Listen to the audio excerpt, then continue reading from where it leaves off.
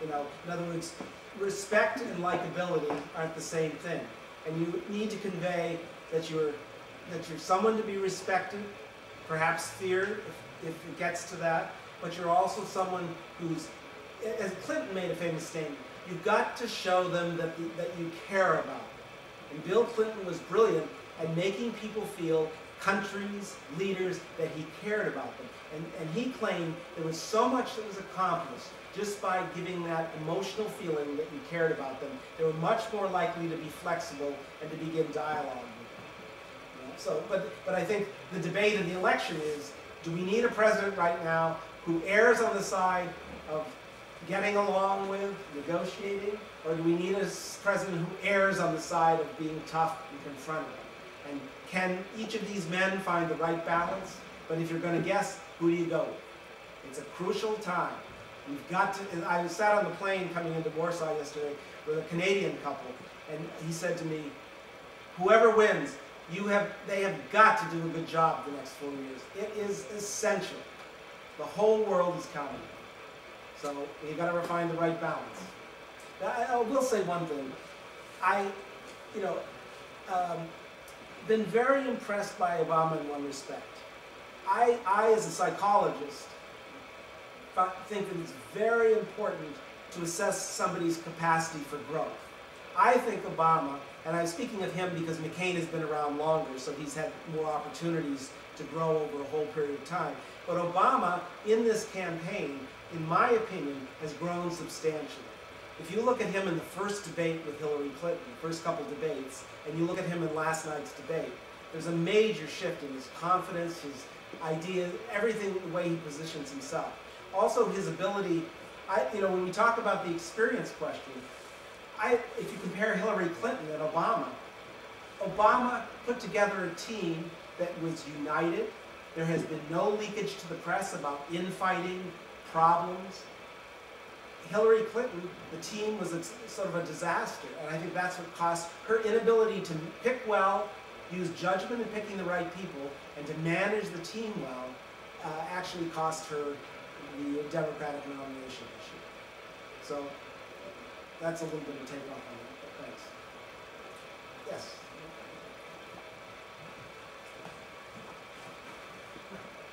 I'm Philip Pilowski, and you have mentioned that Obama has many similarities to Kennedy, yes. But doesn't he lack one of the most important ones? He lacks vision, in my opinion.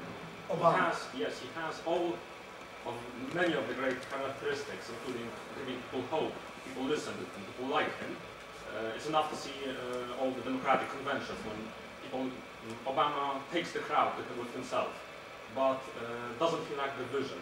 Well, may I ask a question? What do you think his vision is, or is it?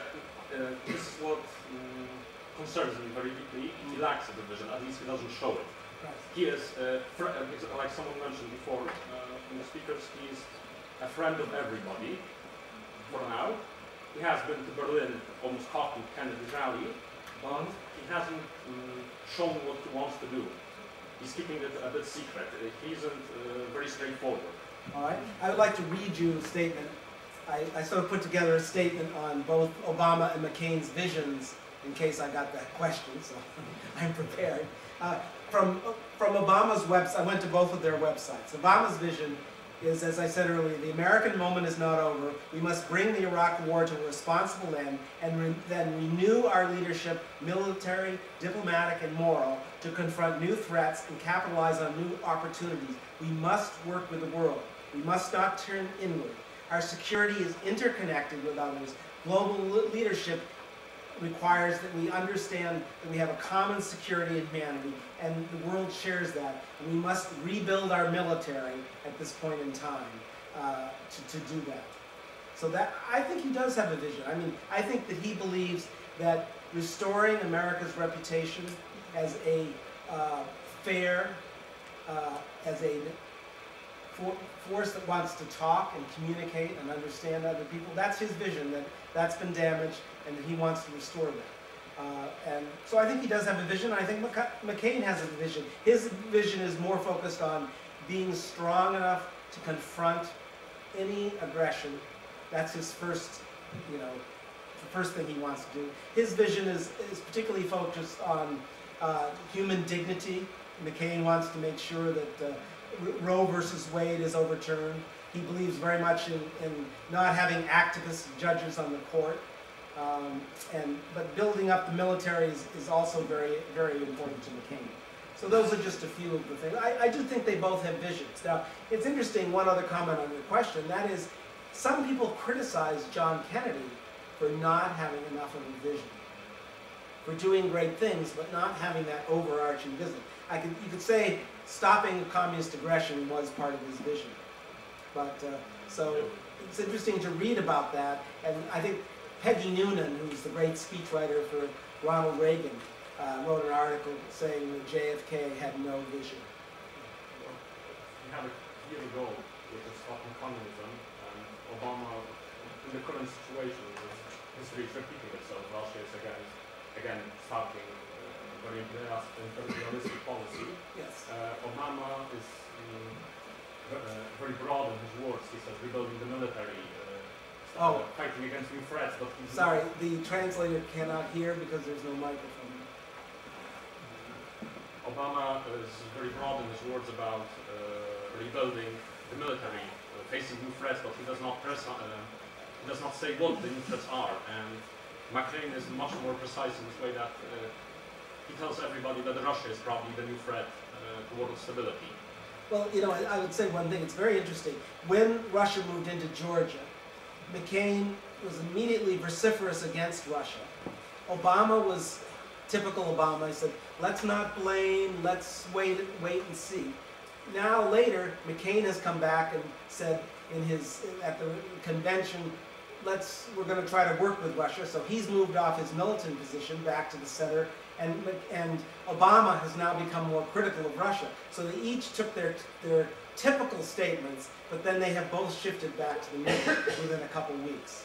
So, I mean, I don't know if you have read the actual, go to the McCain and Obama campaign sites and read their visions. There's about 6 pages or so on foreign policy, and you can read their visions and all the different things and compare them. But I think the main point I want to make is, as the campaign goes on, their visions get closer than you would imagine.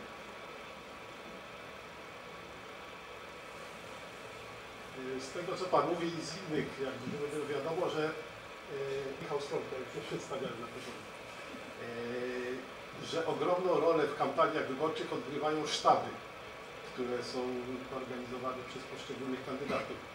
Natomiast jakby rzadko pojawia się taka informacja czy analiza, w jakim stopniu to, co wyborcy oglądają na ekranach telewizyjnych czy w czasie spotkań, jest dziełem samych kandydatów, a w jakim stopniu to są jakby treści, które są wymyślane przez sztaby, albo inaczej mówiąc, w jakim stopniu kandydaci na prezydentów są aktorami tylko, a w jakim stopniu autorami sztuki, którą przed publicznością odgrywają. Czyli jaka jest proporcja aktorstwa i autorstwa w ogóle w tych kampaniach.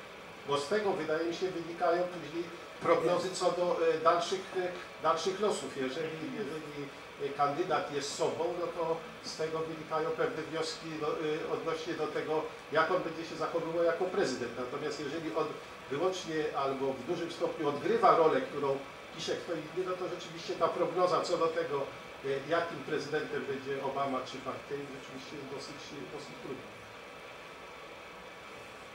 Right. Well, let me answer that first by saying one very interesting thing. In working on this book, I had the great opportunity to speak with Ted Sorensen, who is the great voice of the 1960s. He wrote John Kennedy's speeches. He wrote some of these great speeches we saw today. And he's still an amazing man at 80 years old. And by the way, if you like to read about politics, his memoir called Counselor just came out in the States. It is a fantastic book. And he said, people always used to say, well, who wrote the book Profiles in Courage? Who wrote these speeches? Did you write the inaugural or did John Kennedy? And what he would say is, you don't understand. We knew each other so well, having worked together for so long. I could say his thoughts, he could say my thoughts.